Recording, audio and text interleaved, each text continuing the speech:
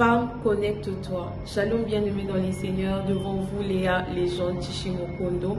Femme, connecte-toi. Nous sommes dans un monde où la connexion est inévitable. Nous parlons de connexion par-ci, nous parlons de connexion par-là.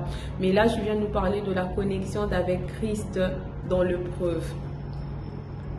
Bien-aimés dans le Seigneur, ça va faire 5 ans depuis qu'on est mariés, mon mari et moi, que nous n'avons pas encore d'enfants. La Bible dit ceci dans Jérémie 29 au verset 11. Car je connais les projets que j'ai formés sur vous. Ces projets sont des projets de paix et non de malheur. C'est le Seigneur qui est en train de parler à son peuple par son serviteur, le prophète Jérémie, qui est en train de traverser des moments difficiles et qui était même en déportation. Et vous savez, lorsque vous traversez des épreuves, il est très difficile pour nous de rester connectés à Christ. Très souvent, nous avons tendance à nous déconnecter de lui. Et parce que nous avons l'impression qu'il nous a abandonnés, parce que nous avons l'impression que voilà, il ne nous regarde pas, qu'il ne nous entend pas, qu'il n'écoute pas nos prières.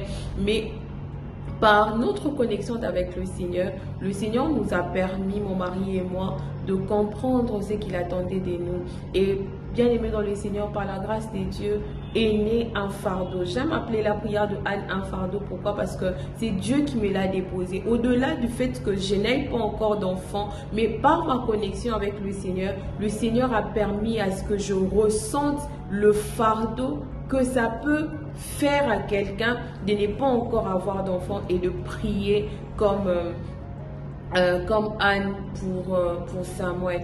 Et vous êtes là, vous êtes en train de me suivre, vous traversez des moments difficiles. Ça peut être l'infidélité d'un mari, ça peut être ça peut vraiment être dans plusieurs domaines, ça peut même être dans le domaine de maternité, ça peut être vraiment dans plusieurs domaines ou dans un domaine bien particulier de votre vie.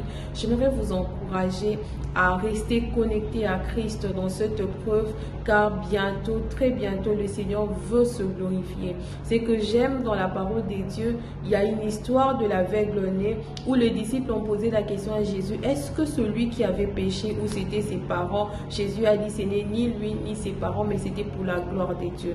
Et je suis très convaincue de par ton épreuve, le Seigneur veut se glorifier.